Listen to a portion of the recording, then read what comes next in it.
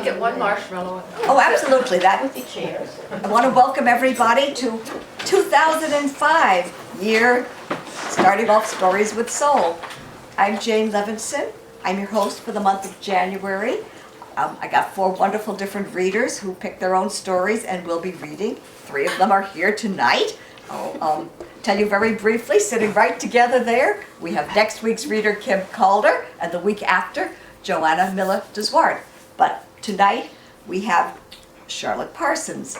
But before we begin, we have just a couple of little guidelines and a brief introduction. The first is, if you have any cell phones or beepers or anything like that, please be sure to turn them off now at this time. The next thing is we will just go around the room and introduce ourselves, just so we have some idea who we are. And then I will introduce our speaker. Our speaker will introduce her own story.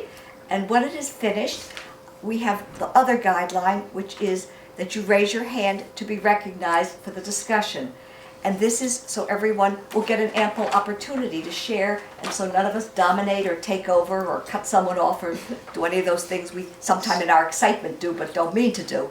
So I will be the caretaker of those little things as best I can. So first thing I'll do is, I'm Jane Levinson, your host. Andre Desanger. Mike Skorka. Melissa Rosati. Rose Patton. Pat Taylor. David Snedden. Thelma Marco Bilbao. Carol Emerling. Francesca Thompson. Willard Brown. Bob Meyer. Carlton Wright. Oh, excuse me. Emily Blake. Frank Patton. Joanna Miller-Deswart. I'm Kim Calder. And I'm Charlotte Parsons. And for those who don't know Charlotte, which are probably few, but some, she's not only been a member of this church, but a big helper in many outreach programs, particularly the Friday Soup Kitchen, where she's been chair and very active and very beloved in that program. She's also an actress and a singer, and I have seen her, and she's very, very fine. But she also told me to plug the one thing she's doing right now, which I didn't know till she told me. On Friday evenings, she is singing at the Irish Pub on 1st Avenue and 88th Street. Oh. And so, if anyone on any Friday evening is interested in such a thing, our entertainer here will be singing. What time do you What time start? is it, Charlotte? I sing from about 5 to 6 or later, depending on the merry mood or the requests, but from about 5 to 6. And mostly Irish songs, but some other ones too. Because it's an Irish pub, and I have definitely seen you at some programs and some plays, and Yeah. she's good. So Charlotte, you'll tell us now about your story Yes. and your author. All right, the story is called Jack Frost. The author is Josephine Jacobson, who was born in Cobourg, Ontario, August 19th, 1908. She's published several collections of poetry. She was poetry consultant at the Library of Congress. Her short stories have appeared in the Best American Short Stories and O. Henry Prize stories. I guess that's enough. This story is from a book called The Substance of Things Hoped For, short fiction by modern Catholic authors. So that gives you a little slant on some of it. And I should just mention, Charlotte brought some food, I brought some, just little chocolates or things, please feel free. Okay, it's Jack Frost. Mrs. Travis was drinking a sturdy cup of tea. She sat in the wicker rocker on her back porch in a circle of sun after picking Mrs. James her flowers. Exhausted, she rested with satisfaction. Mrs. James's motley bouquet sat by her knee in one of the flower tins. Mrs. Travis wore a blue cotton dress with a man's suit coat over it, and around that a tie knotted for a belt. Her legs were bare, but her small feet had on them a pair of child's galoshes, the sort that have spring buckles. Several springs were missing. She wore the galoshes open. Half of her back porch, the left-hand side, was clear and held her wicker rocker with its patches of sprung stiff strands. The other half was more fruitful, a great pile of possessions which she needed or had needed, or in certain possible circumstances might come to need. There was a small winding path, like the witches in a fairy tale, between cosmos so tall they brushed the shoulders. To its right, almost immediately, vegetables grew. Carrots, dusty beet greens, a few handsome mottled zucchini, long runner beans. Last year there had been tomatoes, but the staking up and coaxing had become too much. She said to herself that such finicking had come to bore her. To the left of the cosmos, below a small slope of scratchy lawn, was the garden proper. On this mellow September afternoon, a fine chaos of unchosen color, Mexican shades of zinnias, paper cutout heads of dahlias, a few roses, more cosmos, the final sparks of some fine gladioli, phlox running heavily back to nature. There were even a few pansies, wildly persisting in a tangle of grass and weeds. Until a few years ago, her younger brother Henry had driven over 200 miles up from Connecticut to help her plant both gardens. But Henry had died at 82. Mrs. Travis herself did not actually know how old she was. She believed herself to be 93, but having several years ago gone suddenly to check the fact of the matter in the Foxed Bible, a cup of strong tea in her hand, she had sloshed the tea, and then on the puffed run surface she could no longer read the final digit. Now, before she could swallow the last of her tea, here came Mrs. James's yellow sweater, borne on a bicycle along the dirt road outside the hedge. Dismounted, Mrs. James wheeled the bicycle up the path and leaned it against the back porch. She was sweaty with effort, and half a century younger than her hostess. She radiated summer visitor energy and cheer. "Oh, Mrs. Travis, you've got them all ready. Aren't they lovely?" She was disappointed since she had hoped to choose the picking. But she and her summer friends regarded Mrs. Travis' activity as much like that of Dr. Johnson's dog walking on its hind legs. Mrs. Travis looked with satisfaction at the jumble of phlox, gladioli, dahlias, and zinnias, which with all the slow bending and straightening had cost her an hour. "Oh, it's so warm," said Mrs. James, sitting down on a step at Mrs. Travis's feet. "Yes," she said, "it's a very good day. Oh, look how well the rose begonia's doing." Mrs. Travis did not answer, but Mrs. James saw it was because she was looking at the begonia's gross beauty with a powerful smugness. They sat companionably for a moment. Mrs. James seemed to Mrs. Travis like one of the finches which frequented her for the warmer weeks. Exactly as she thought so, Mrs. James suddenly said, "Do you know the birds are all going already?" "No, not all. The chickadees won't go." But Mrs. Travis did not really care. It was the flowers she created out of nothing. "I hate to see them go so soon," said Mrs. James. "But you'll be going too," said Mrs. Travis. "Are you going to..." Mrs. James looked at Mrs. Travis. "Are you going to stay here all winter again?" "Yes." She was afraid Mrs. James was going to repeat what she had said for the past 2 autumns about Mrs. Travis moving into the village for the winter. Here she was, no phone, no close neighbors, nothing but snow, ice, and wind, and the grocery boy with his little bag, and the mailman's Pontiac passing without stopping. But Mrs. James said, "Look, here comes Father O'Rourke." There was a clap of a car door, and Father O'Rourke appeared, surprisingly wearing his dog collar, his black coat slung over his white shoulder. Mrs. James stood up, pleased that Mrs. Travers had a visit. "I've got to get these flowers back. Oh, they're so lovely. That's $3 for the pailful," said Mrs. Travis with satisfaction. Mrs. James laid $3 inconspicuously on the table, and Mrs. Travis watched her and Father O'Rourke say hello and goodbye. Goodbye for the winter to each other in the hot, slanting sun. As Mrs. James wheeled her bicycle away, Father O'Rourke replaced her on the step. He had just come from making the final plans for the Watkins wedding, and fresh from all that youth and detail, he looked at Mrs. Travis, whose pale, small blue eyes looked back at him, kindly, but from a long distance. The purpose of Father O'Rourke's visit embarrassed him. He was afraid of Mrs. Travis's iron will.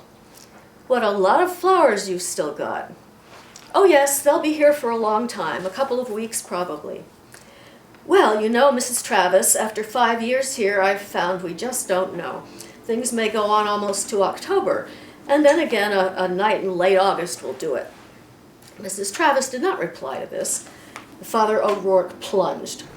I saw Mrs. Metcalf at the post office this morning. Did you know she's finished making that big sitting room off her south porch into that little apartment she's going to rent out? Mrs. Travis, who had had enough of this for one day, indeed for one lifetime, turned her head and looked him straight in his hazel eye. I'm not going anywhere, Father O'Rourke. A final sense of the futility of his efforts struck him silent. They sat quietly for a few seconds. What on earth am I trying to do, he thought suddenly. Why should she move? Well, so many reasons, but he knew they were all worthless. He knew that before he was born, Mrs. Travis had enlisted in the army of eccentric hermits, isolates writing their own terms into some curious treaty. But she was so much older than anyone else that details became more and more obscure, more romanticized. There was even doubt as to a dim and distant husband. A fallen or faithless lover appeared, along with factual but tinted tales of early privilege. But the Miss Havisham motif he tended to discount. It was so widely beloved. With a fairly complex mind, Father O'Rourke combined a rather simple set of hopes, not many of which were realized. One of these was to enter Mrs. Travis's detail as some sort of connection with a comfort or even lack of finality. But Mrs. Travers had never been a Catholic. That particular avenue wasn't open to him. Her passion was in this scraggy garden, but he distinguished that it was coldly unsentimental, like that of most lady gardeners, he knew. He was not sure just how much Mrs. Travis did feel about her flowers. He considered that in homily and metaphor, the garden thing, Eden to Gethsemane, had been overdone. Nevertheless, in connection with Mrs. Travis, he always thought of it. He had on a previous visit last month brought up some flower passages from the Bible, but the only interest she had shown was by a question as to which type of lilies of the field, which type of lily the lilies of the field had been. She had at least 5 kinds, lifting their slick and sappy stalks above confusion. But he had said they were like anemones. Then she had lost interest, having forgotten after 50 years in the New Hampshire mountains what anemones looked like. Father O'Rourke knew he should have been back at the rectory half an hour ago.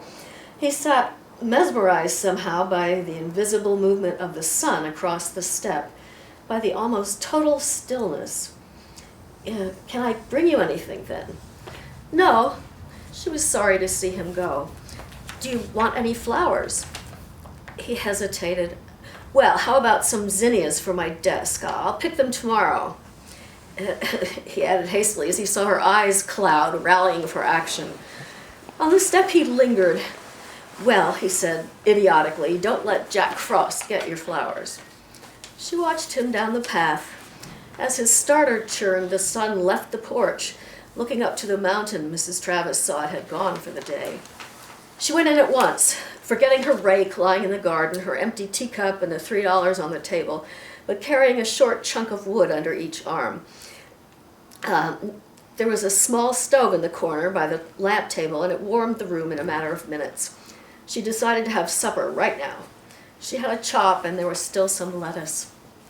By 8 o'clock it had got very cold outside, but the room was warm.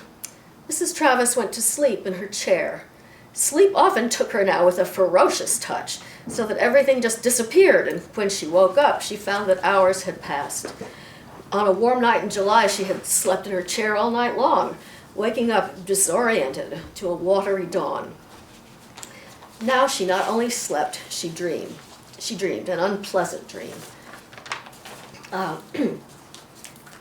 She had suddenly, after all these years, had a dream about Jack the Ripper, as she had heard several times when she had several times when she first read of his foggy city streets a very long time ago.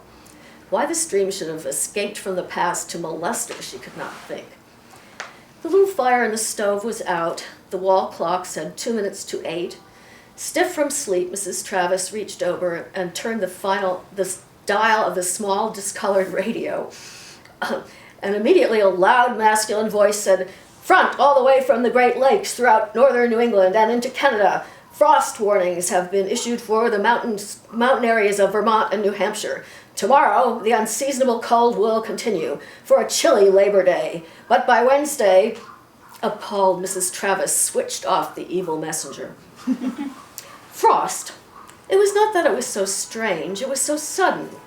As she sat, staring for a moment straight ahead, a brand new fury started up inside her. The long nights, the brutal chill, the endless hardness of the earth, they were reasonable enough in their time. But this was her time, and they were about to invade it. She began to tremble with anger. She turned her head right and left, looking for an exit for her rage. And suddenly she sat forward in her chair. An idea had come to her with great force and clarity. It grew in the room like an enormous plant covered with buds. Mrs. Travis knew exactly what she was going to do. Her intent was not protective, but defiant. Her sense was of battle. She stood up carefully and went and got the flashlight from the shelf. She went to the porch door and opened it, and then closed it hastily behind her, protecting the room's warmth. There was no sound or light in any direction, but there was a diffused brightness behind the mountain's darker bulk. She tipped over the pail that had held Mrs. James's flowers. Then she began fitting the tin flower holders into it. She could not get them all in, and she took her pail into the house and came back for the last 3. She arranged the pail and the tins on the kitchen floor, and then attached a short length of hose to the cold water spigot, dropped the other end in the pail, and turned on the water. She filled the big tins the same way and then lifted the small ones into the sink, removing the hose, and filled them. Turning in satisfaction to look through the doorway at her clock, she was disconcerted to see that it said 5 minutes after 9. She stared at it. It could stop, but surely it couldn't skip ahead. She began to move more rapidly, though it seemed to her she was already moving at a furious pace. She went over to the kitchen door, took off its hook a felt hat and an ancient overcoat of Henry's. She took down from the refrigerator a cracked papier-mâché tray Mrs. James had given her. At an open drawer, she hesitated over a pair of shears. Lately, she had found them hard to open and close, and after standing there for half a minute, she took a thick-handled knife instead. Out on the porch, she lit the flashlight, went cautiously down the step and along the path, carrying the tray under her arm. Faces of cosmos, purple and pink, loomed at her as she went, but even in her tremendous excitement, she knew she couldn't bring in everything. Breathing more rapidly, she saw that she was in trouble. To cut with her knife, she had to hold the flower's stem, and she had to hold her flashlight to see it, and she had 2 hands. Fiercely, she looked around for an idea. At that moment, a thin, clear light over the edge of the cloud came over the edge of the cloud and lit her. The moon was full. She might have known that was always when a black frost came. She began to cut the flowers, working as fast as she could, giving little pants of satisfaction as the shapes heaped themselves up beside her. Inch by inch, she moved along the ragged rows, pushing, with a gouache toe, the tray along the ground before her. She cut all the gladioli. She cut all the dahlias, even the buds, and every zinnia. She felt light and warm and drunk with resistant power. Finally, the tray was so full, the blooms began to tip over and fall into the cold grass. Very cautiously indeed, she got the tray up, but could not hold it steady and manipulate the flashlight. It made no difference. The moon, enormous and fully round, had laid light all over the garden. The house's shadow was black, as though a pale sun were shining. Teetering a little, Mrs. Travis went up the path, carefully up the step. She set the tray on the table, knocking over her dirty teacup and saucer, and each broke cleanly in 2 pieces. She stepped over them, opened the door on warmth, and went back for her load. First she filled a pail, then every tin, then a handful of zinnias and a pile of phlox. Threatened, Mrs. Travis looked about, but saw nothing helpful. She could feel her cheeks burning in the room's warmth, and with a little sense of triumph, she went through the door to the bedroom and came back with a big china chamber pot. It had a fine network of fractured veins, and on it was a burst of painted magenta foliage. When she had filled it under the tap, it was too heavy to lift down, so she stuffed the flowers in and left it there. Then, just as she was turning to look at all she had done, like a cry from the alley, like a blow between the shoulders, to her mind's eye came the rose begonia. The coral flash of its crowded petals, color splitting the sheath, the bulb thrusted up, and there it was, out there. Though she felt as if she were drunk, she also felt shrewd.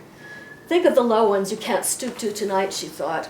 The nasturtiums, the pansies, the bachelor's buttons, the ragged robins.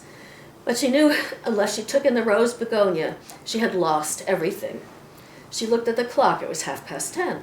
She could be back in 10 minutes, and she decided then she would sit right down by the stove and sleep there, and not move into the cold bed and take off her many clothes. There were 4 sticks of wood by the stove, and under the lid the embers were bright. She put in 3 sticks and went empty-handed to the porch. It was very cold and absolutely still. The moon was even brighter. It was almost halfway up the sky. She found a terracotta flower pot and went as fast as she could go down the path to the halfway point, where she came upon the rose begonia, paled by the chill of the light. As she bent over, her head roared, so she kneeled and drove the blunt trowel edge into the earth. When the roots came up in a great ball of earth, she pressed them into the pot and started to get up. But with the pot in one hand and the trowel in the other, it was impossible. She dropped the trowel. She did not even think she could get it tomorrow. Suddenly she was cold to her very teeth. She thought just of the room, the hot, colored waiting room. Holding the pot in her left hand, pushing with her right, she got herself upright, but it made her dizzy. And as she lurched a little to the side, the rake's teeth brought her down in a heavy fall. The flower shot from her hand and disappeared into the shadows, and a bright, strong pain blasted her. It was her ankle, as she lay with her face close to the cold dirt, feeling the waves of pain hit her. Mrs. Travis raised her head to see how far away the porch was. It was perhaps 10 or 11 yards, another country. The thing seemed dimmer, too, and stretching her head sideways, she saw the huge moon had shrunk. She lowered her head gently and began to crawl, pushing with her hands and the knee of her good leg. She went along inch by inch, foot by foot. She had no fear, since there was an absolute shield between one second and the next. The porch was so shadowed she nearly missed it. The step struck her advancing hand. It took her 3 tries, but she got up over it and went on, inch by inch, toward the door. A sliver of china bit her hand. Bright light came through the keyhole. She reached up and easily turned the doorknob. Then, like a crab, she was across the sill. She could not, she found, turn, but she pushed out with her left toe, and miraculously, the door clicked shut just behind her. She felt no pain at all, but there was something forming under her ribs. In the room's heat, the foliage of the marigolds gave out a spicy smell, stronger than the fragrance of the phlox. A dozen shapes and colors blazed before her eyes, and a great tearing breath came up inside her like an explosion. Mrs. Travis lifted her head, and the whole wave of summer, advancing obedient and glorious, in a crest of color and warmth and fragrance, broke right over her. And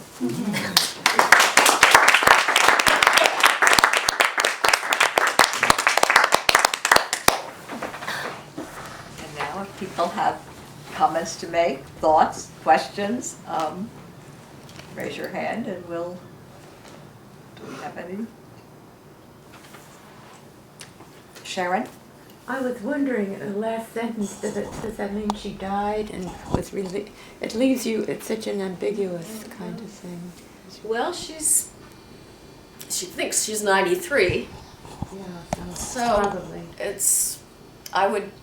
my opinion would be that, yeah, she dies. But she's happy with all her flowers and doors. Yes. Frank, did you have something? Yes. Yes, it had a wonderfully ominous feeling about it. It was kind of a congenial story at the beginning, and I didn't know where it was going, or whether it was going to involve the fact that she was 93, and then suddenly when she was alone, you could sense something terribly ominous. And as she was going back and forth, it was really quite plain that this was a become a kind of scary story. Mm. I like the story a lot. To me, it wasn't scary. I mean, ominous, yes, but she was maybe 93 and insisting on living by herself. And, well, you know, what's going to happen? David? I was, just a quick comment, noticing the idea of Jack Frost, and then she had the dream of Jack the Ripper, and then pulling out the big knife. I thought it all kind of flowed together well. Well, she couldn't use the shears very well. Her hands, I guess, arthritis, so she grabbed the knife. Pat? I don't see why she necessarily had to die that night. I mean, I thought she was not going to be able to get back in the house. If I were writing it, that's what I would, you know, I mean, I would have been very kind with her, but she would have, you know. But she did, and she could do what she had to do, and you knew the next day, Father O'Rourke or somebody was going to come by. So she only had to last until the next morning. And she was pretty happy with everything that was going on, you know, with the flowers and all that sort of thing. So I don't think she necessarily died. Not necessarily. She might have, but I don't, you know, I mean, she was a survivor, and, you know. Oh, yeah. When she went out to get those flowers, and she was furious. This is my time. You come later. Should be 2 more weeks. This is my time. Don't take my flowers. Francesca? Wasn't there a line though that she felt something in her chest? Yeah. That's what, I agree with you in a way, but I mean, then I felt that maybe she was having a heart attack or something because of all the exertion of getting herself back into the house.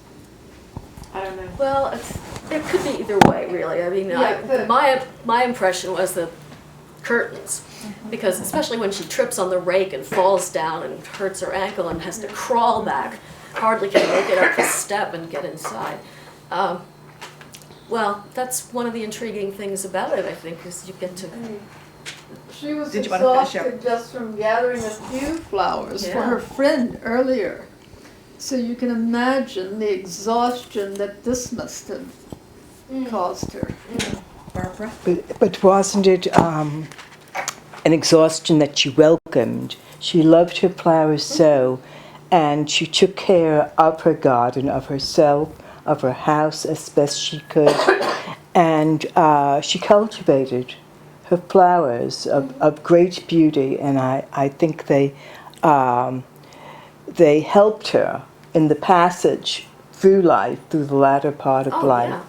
It was a very important thing, and perhaps the author is saying that you have to cherish something like of such beauty, of such, to care so much, might be a very good thing for us all.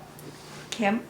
Yeah, I sort of felt the same way. I sort of thought it was a story of someone who gets to die pretty much the way they wanted to. Yeah. She was ferocious about wanting to live independently, and I think at that age that means you gotta, you know, be pretty sure that you're okay with the thought of having to die, possibly by yourself. But I think it's very sort of optimistic and upbeat in the end, because it's like a gift to her that she gets this wonderful vision, I think, at the very end, even though it is very sort of ambiguous about what happens to her. But I think it's sort of a lovely image if at the she end. does die, I think she's content. Right, I do too. The beautiful colors and the warmth she's inside, so, yeah. It chokes me up. Emily, your name? Yes. Well, she created her favorite season in her house, Oh, the yeah. summer season.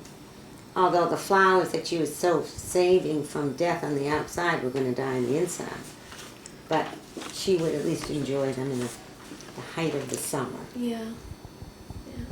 Sharon, did you have something else? Well, I was just wondering about the author who was so sensitive to this old woman, as though the author had experienced somebody in the family who, I mean, it was like, how old was the author? Of what age group? Well, the book was published in 1987, Ah, and she was born in 1908, so yes. perhaps she Yeah. had her flowers, and I don't know. Well, I think a good writer does draw from personal experience, and you can change things around, but there may well have been someone she knew or a family member who had a passion for flowers. Dathan? I thought it was interesting how it slowly changed at the end, how at first she was saying the rose begonias, if she has those, everything will be all right, that will make it. And then she gets outside and, well, I don't need the trowel, leave it behind. And then she still tries to get up, and then it becomes, well, none of this other matters, I just need to get back. Yep. And some of the earlier things that she had come in contact with had been struggles, the teacup that had broken, she came across that. And then just hitting steps across over the it. threshold, Leaves it on the floor. it's that continuous struggle, and I feel that, you know, having made it to 93, she's always, you know, tried for the something more, tried for this extra bush against all odds, and then when it comes to, well, what do I really need, is still able to make it back, and has kept on to the end, and I think it'd be even beyond the end. I feel in some ways that she did survive, that if she hadn't, she would have stayed out with the rose begonias possibly. 'Cause that was Well, that something would have she made it pretty definite. I mean, she was out Yeah. in the frost like that and all night. And with it. Call on me for a moment. I was curious about the title Jack Frost, and I was thinking when I brought the Frosty the Snowman candies and the marshmallows that Frosty melts, you know, and in the story you love Frosty, and of course every year Frosty does come back. So, Yep. but Frosty melts when it gets warm out, and what we have today may be gone a day or two. And I was wondering with the title, because Jack Frost also on the windowsills, you get certain markings and then they go away. And so I didn't know if it was the Jack Frost coming in its curtains or if it's melting but not completely. I mean, so I have a little bit of uncertainty. I've been hearing all these other good points people are making, Pat. But she also mentions black frost, which is the antithesis, Yeah. you know, the danger, you know, the flip side, the danger part of it. I don't know why I said that. I don't know where that's leading, but she No, does. but okay. Well, Black ice and all that. Yep. I thought it was an ironical statement. I mean, Jack Frost turned out to be lethal as far as she's concerned. Yeah. I mean, all of this was triggered by Jack Frost.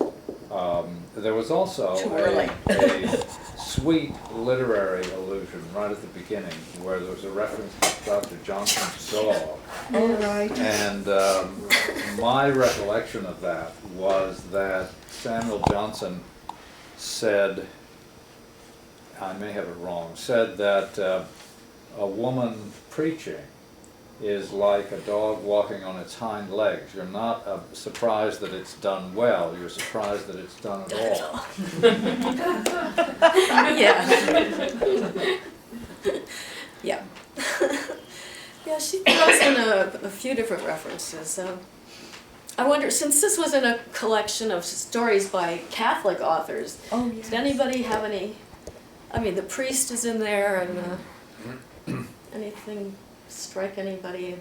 And she's not Catholic, She we was. know She's that. not Catholic. Father O'Rourke sees no hope of it, obviously, of Yeah. that aspect. Well, you could tell he's fond of her, and he's That's trying right. to take care of her, but they aren't going to have a meeting that of the detail. minds, really. Who was the other lady that was visiting her? Mrs. James at the beginning. And what was her connection? Was she just... She's a neighbor, one of the townspeople who buys flowers from her and is also trying to get her to move into town. What, did she ride a bicycle? Is that her mode She, of yeah, transportation? bicycle. She had a bicycle. The priest had the car. Oh, right.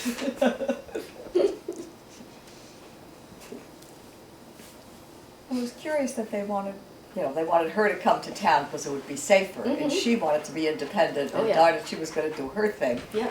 And regardless of whether it is the end or isn't, there is a contentment in having done her things. Yeah, she lives the life she wanted to live. And it may continue, it may continue in a different Carlton? plane or Oh, something. wait, well, Carlton? I was wondering where you heard about it and when you first read it. Well, when Jane asked me to read, I was getting books from the library and I'm reading a whole bunch of stories. And this one just hit me. When I first read it, I just thought, this is really interesting and kind of a pattern of life, the changing seasons and the rhythm of nature. I mean, a lot of stuff going on, so I just picked a book and started reading, so. Kim? Shirley, you said you picked up some other literary references? I didn't pick up any at all, so. Well, the priest talks about the Bible, the flowers, Lilies of the lilies of the field. Right. Oh gosh, I think there was something else, I forgot now. Miss Havisham. Miss Oh, Miss Havisham. Havisham, yes, Yes, yes. who was Miss Havisham? She, Great Expectations. It's a wonderful story about a Gets left at the perpetual altar. bride. she was, The yeah, house she that waits inspired for. that is in New York, in Manhattan. Did you know that? The what? The house.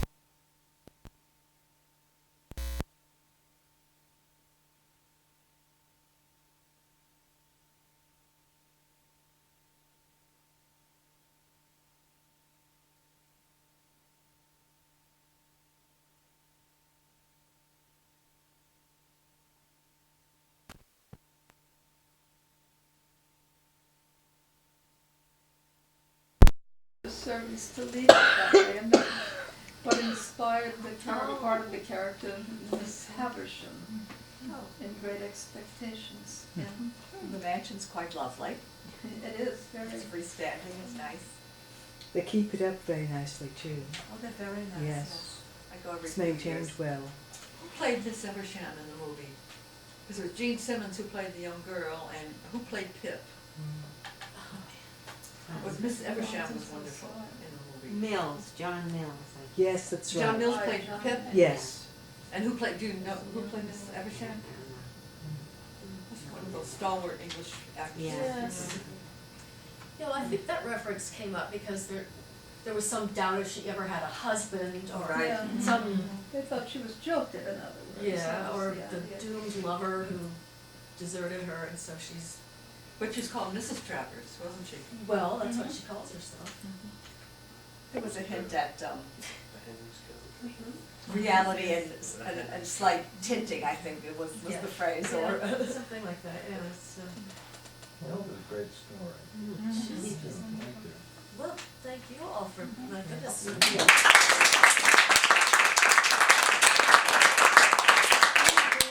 Next week, Kim Calder will be reading, What You Pawn I Will Redeem by, if I get it in the right order, it's Sherman Alexie, not Alexi Sherman. No, Sherman Alexie, I'm less sure than you are about the title, but that sounds about right. Well, I can just check my, see, it's right up. It's Because close I enough, wrote it on whatever. purpose. It's in your bulletin. Let's see if I think I did my reading. That was the right time. I think so. Yeah, I Right. think that's it. What You Pawn I Will Redeem. Ah, So, thank you very much. Good to see you. And Happy New Year to everybody. That's right, Come New back for Year's. more stories with Soul. Did you make more than one copy of that?